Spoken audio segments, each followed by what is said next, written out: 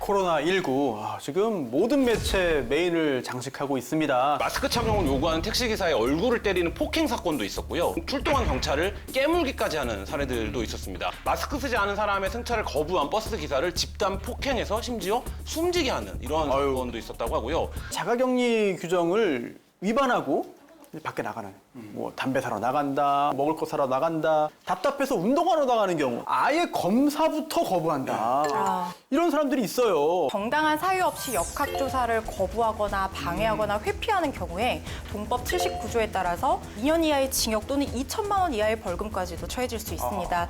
고의적으로 또 사실 숨기시는 분들이 있어요. 있죠. 동선 숨기시고 거짓 진술하시고 거짓 자료 제출하는 경우 마찬가지 적용을 받습니다. 이렇게 감염병 예방법에 위반하는 행위를 하신 경우에는 관련 법에 따른 처벌뿐만 아니라 민사상 손해배상 책임까지도 지게 되실 수 뭐 있는데요. 돈을 물어낸다 이거네요. 그렇죠. 자가격리 조치나 이런 것들을 지키지 않는다든가 검사를 거부하고 이탈해서 다른 감염자를 발생시켰다. 그 감염자에 대한 치료비와 추가 방역에 든 비용까지도 모두 부담하게 되실 수도 있습니다. 안녕하세요. 저는 부모님을 모시고 두 아이를 키우는 평범한 한 가정의 가장입니다. 부모님과 아이들이 행여나 바이러스에 노출되지 않을까 싶어서 벌써 몇 달째 주말이나 휴가에도 집에만 콕 박혀 지내고 있습니다. 근데 뉴스를 보면 너무 화가 나서 견딜 수가 없습니다. 도대체 하지 말라고 하는 짓 다 하고 가지 말라는 곳에 굳이 가서 확진 판정을 받는 사람들 때문입니다. 이런 사람들을 계속 국민 세금으로 치료하는 것이 말이 됩니까? 국민 혈세가 이런 사람들에게 단 한 푼도 들어가지 않게 하는 방법이 없을까요? 이거 국민 세금으로 치료도 해주고 다 지원해주는 게 맞느냐? 법적인 조치 취해서 이거 책임 다 물어야 되는 거 아니냐? 현재 정부가 코로나19 환자 치료비 전액을 부담을 하고 있는 상황입니다. 감염병 예방의 억제, 방역 활동에 방해를 받지 않기 위해서 지금 그렇게 선조치를 취하고 있는데 자가격리를 위반한 사람에 대해서는 각종 지원비나 구상금 청구가 가능합니다. 자가격리 기간 중에 양성 판정을 받은 사람이요. 의도적으로 이탈을 하거나 해서 다른 사람에게 또 추가적인 피해를 발생시킨 경우에는 그 치료비도 구상금 청구를 할 수 있습니다. 관련 법령 무시하고 또 위험을 초래하는 사람들에게 단죄가 필요한 상황이고요. 우리나라의 특징이 하나 있잖아요. 그렇죠. 이게 경제 인구 대비 자영업 종사 인구 네, 비율이 맞습니다. 굉장히 좀 높다. 네. 자영업자 수가 줄어든다면 정말 경기 침체의 어떤 신호로 볼 수 있지 않겠습니까? 네, 그렇습니다. 우리나라 같은 경우에는 전체 경제활동 인구 중에 4명 중에 1명을 자영업자로 분류를 해요. 최후의 수단으로 법원까지 오는 이런 자영업자가 또 늘고 있다는 얘기일 수도 있어 보여요. 매달 그 신청하는 파산 건수가 급증을 해서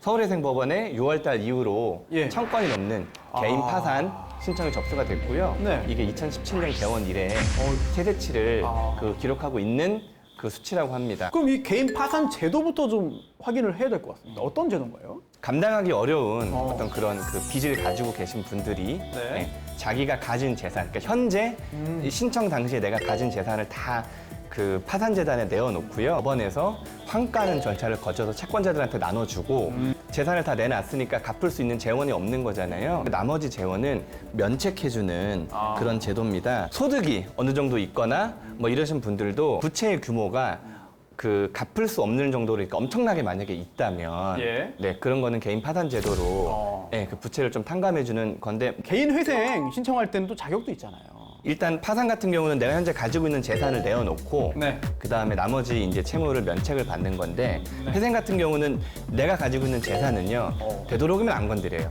안 건들고 꾸준한 소득이 있는 사람한테 내가 그 최저생계비를 빼놓고 이제 갚는 제도이기 때문에 회생이나 파산 제도라는 게 기본적으로 최저생계비를 보장하면서 최소한의 생활을 하면서 나머지는 다 빚을 갚아라, 채권자를 위해서 노력해라라고 하는 거기 때문에 최저생계비 이상의 소득이 있어야 됩니다. 안녕하세요. 저는 인천에서 작은 가게를 운영하고 있는데요. 한 달 수익이 350만 원 정도인데 가게 운영비, 월세, 대출받은 돈에 이자를 내고 나면 생계비조차 남지 않아서 회생 신청을 하려 합니다. 문제는 제가 5년 전에 개인 회생을 받았다는 거죠. 혹시 재신청이 가능할까요?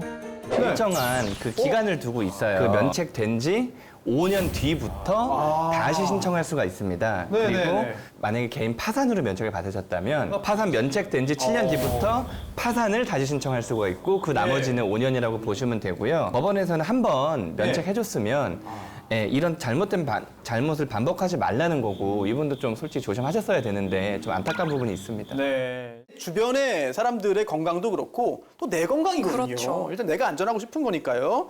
따라서 불편하더라도 마스크 꼭 착용하시기를 바라겠고요. 마스크가 얼마나 중요하냐면요. 네. 어떤 의사들은 백신이 개발된다고 해도 예. 마스크의 위력에 미치지 못할 것이다. 마스크를 착용하지 않으면 감염률이 70%나 된다고 해요. 마스크를 쓰고 있으면 감염률은 1.5%로 낮아집니다. 마스크를 쓰는 습관, 생활 속 거리두기, 그리고 또 한 가지 추가한다면 손 씻기 정도. 이 정도만 하면 개인 방역에서는 굉장히 높은 효과를 보실 수 있습니다.